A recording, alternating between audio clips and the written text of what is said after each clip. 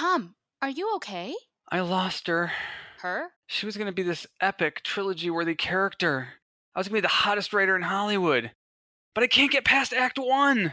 You need some writers group therapy.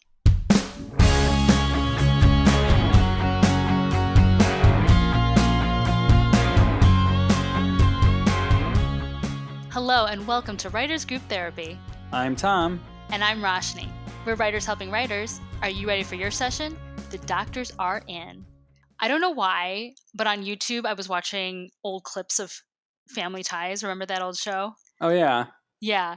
And I was thinking about all those family sitcoms, Growing Pains and Family Matters and Step by Step and Full House and all those from the 80s and 90s.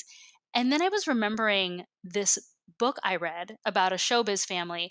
And in the beginning of the book, the teenage daughter is on a show and it's a family sitcom. Uh-huh. And they decide that they want to cancel the family sitcom. And they're all like, oh my gosh, are the ratings bad? And the actors playing the parents are like, no, but once the kids all became teenagers, it became less a family ensemble comedy and more about the teenagers and their lives. Uh, And I thought, oh my gosh, that's probably the jump the shark moment for all of those shows, right? Growing Pains and Family Ties and Kids ruin everything. yeah, well, maybe not that harsh, but it's interesting, right? Because if you're going to write a show and you want it to keep going, Right. but change is inevitable. Mm-hmm. It kind of killed Glee. Glee was a huge hit, but then after 3 or 4 years, the kids graduated high school and they went to college, and then it just became really weird. And then you had the new kids coming in, and the change was just too drastic, I think. Yeah, it's not the same. Yeah. Yeah. Plus, they went from Lima, Ohio to New York City, and it seemed like they were traveling back and forth really fast, which you can't get any direct flights to New York City from Lima, Ohio. I mean, even like Saved by the Bell, which ran Mm, forever, but again, they kept them. Well, I think they started them off in middle school, Good Morning Miss Bliss, and then they went to high school, but they were in high school for an awfully long time. yeah. One of the shows that's ending now after, I think, over 10 seasons was Supernatural. It's a show I followed for almost the whole run. The last year or so, I kind of burned out on it. I think maybe that's why it's kind of, it never had a huge audience. It kind of, had a really loyal audience, but they've done so many years of this show that, I guess maybe they're just kind of tired. Hmm. And it's become a little more, unlike shows where the kids grow up. It features two brothers who have grown up together, but they started as grown-ups. So they should be really old now. They're like perpetually But 30. but they've done everything. It's like, how much more can you do? They've literally died and gone to hell and came back. It's maybe its time has come. Big Bang Theory's ending. That's 10 seasons of Big Bang Theory. I don't think that jumped the shark that much. I haven't watched it recently, but I don't know. They started all pairing up, and that kind of changes the dynamic. New Girl, same thing. Mm-hmm. They all started uh, being less spastic and, actually getting respectable jobs and, pairing off and stuff like that too. Mm-hmm. But what makes a show that won't jump the shark, or that's shark proof, or how evergreen? how to shark proof your show. I think a lot of it, we were looking at a list of the longest running shows. Aside from things like The Simpsons and Family Guy, which are cartoons, and so you can keep the ages the same, so they can be in a perpetual state of youth. But a lot of them are workplace dramas. So you're seeing. Procedurals, yeah. Well, I mean, I don't know if I'd consider ER or Grey's Anatomy procedurals because there uh is a story arc, but it is a workplace drama where things don't really change at work. I mean, if you get a promotion, it affects you, but it's not like running off, getting married, having a baby, going to college. It's not like that. Do you know what I mean? mm-hmm. It's a change, but it's not a such a jump that it's like whoa. Whereas the original appeal of all those other family shows that we mentioned, or even something like Friends, is the fact that they're all 20 somethings, unmarried, trying to figure it out. But once they start figuring it out, it's no fun anymore. Yeah, I mean, Modern Family is going to be ending, and that's been on was that another 10-year show, sort of? I think that's about 10 years, yeah. Yeah. So the kids that started it, as like 12 years old are going to be 22 or something. So yeah, Once they go off to college, it's like, yeah. forget it, we're done, you know? Then they move home, live with their parents again. That's the longest running sitcom, like, now we're 40 living in our parents' basement. Yeah, this is 40. Oh my That's a whole word. different show. But I find, like, ER and CSI, those are good shows that had kind of a revolving door. You could easily have a character leave and keep the show running. And the trick is, obviously people either love certain characters, and when they leave it, they stop watching the show. When George Clooney left I'm sure a lot of people said, not going to watch this anymore. Mhm. But on the other end of the spectrum, I think sometimes it helps bring things around. When William Peterson left or CSI, they brought in Ted Danson for a while, and then they had Lawrence Fishburne, and they were different, but they kind of brought a different kind of flavor to the show, and it allowed the actors who had been there for a long time to really kind of become more dynamic, because they had a different leader to kind of interact with and give them a different kind of perspective. It might change. A new character might change how the characters relate to each other, but it doesn't change the overall tone or dynamic of the show, which is different, like on a procedural, I'm saying, which is different than a family sitcom Yeah, where the kids grow up, the kids fall in love, the kids get married and bring home babies of their own. That's a very that changes a lot of your family dynamic, you know? huge. Um Yeah. There's a reason Joni Loves Chachi didn't take off. Do you know that one? No. Oh, that was the spinoff to Happy Days.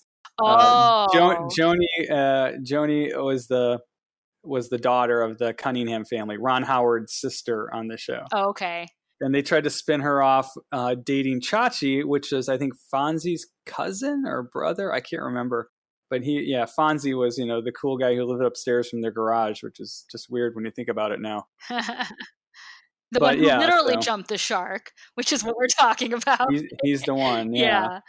But yeah, I mean, so it was just their dating adventures or something? I don't even remember. That was a very long time ago. I'm dating myself here pretty hard. So Yeah. So I guess then if you wanted to write a show forever, like The Simpsons, and never, have to worry about job security, basically write a procedural, I would think. well, or fantasy can go on forever too. If you have a fantasy world you're creating, Mhm. this you can write the rules however you want. So that's an option.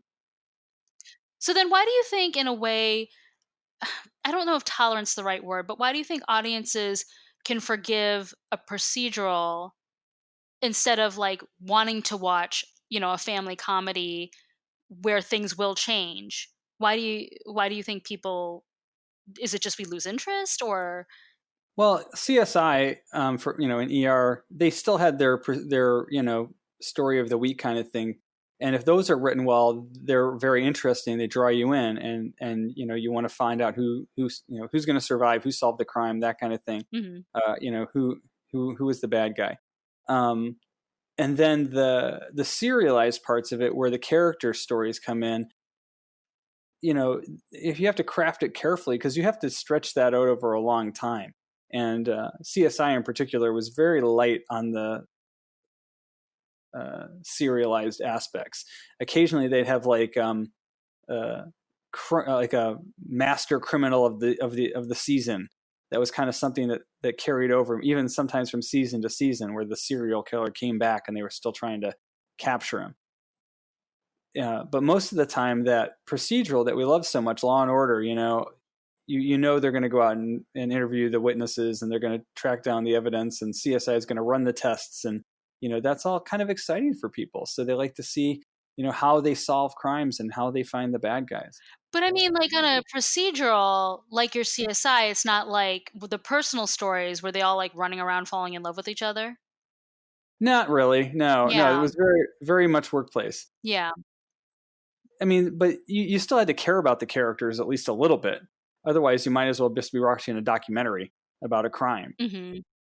You wanted you wanted the characters to succeed in their efforts to find the criminal, and sometimes they were in danger, so that added some tension and heightened the adventure and action. So then are you saying for things like Friends or Family Ties or all that stuff, it's because there's too much of a long arc? I think it's just that a family drama has to run a specific course. I mean, we all have been through adolescence and teenage years and young adults, and like even the '70s show kind of petered out after they couldn't stay in the basement smoking pot forever. Because then it became the 80s. Yeah, the relationships had to evolve. They had to change, and you reach a point where you just can't do more change without hurting the program. So I think that's the point you say, this is where we're going to end it, and we're going to let these characters live on how people know them instead Yeah. of trying to force it. Because just like Two and a Half Men, Charlie Sheen left the show or got fired, whichever story you want to believe there, and they brought in Ashton Kutcher from the '70s show, and it didn't really work. I think they did 2 more seasons with him. It just You wasn't the know, same. it Yeah. wasn't the same. It was never the same. It was still funny in its own way, but it was never the same. I think you just reach a point where the characters have already done every joke they can do and every combination of relationships. And I mean, Friends got crazy because it kept bringing in more and more people, because we were so tired of the 6 friends, we had to bring in outside people to add to the group. Mhm. And then you had dividing your attention, and the stories were changing, and kind of lose the core of the show, I think, a little bit. I was just thinking, it's sort of a sad commentary on like life in general that it's like, oh, we can watch a workplace procedural because every day at work is the same. But like personal lives like grow and change and are fluid. You know what I mean? But it's Right. true. It's like once the characters have accomplished whatever their goal is, whether it's to fall in love and, raise families or just to grow up, suddenly Yeah. it's that's that. Yeah, the stakes, you have to have some stakes to achieve the personal stakes, the internal, the external stakes. But once you achieve those, you're just kind of like lingering at that point. Yeah. Yeah, there's really nothing left. hmm That's part of life. People go off in different directions. It's very real. And here we go. Who would have thought comedy would be the most real thing here?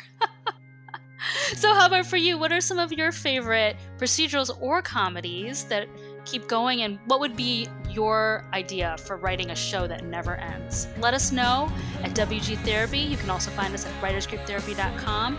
And if you like what you hear, subscribe and share it with your friends. We'll see you next week.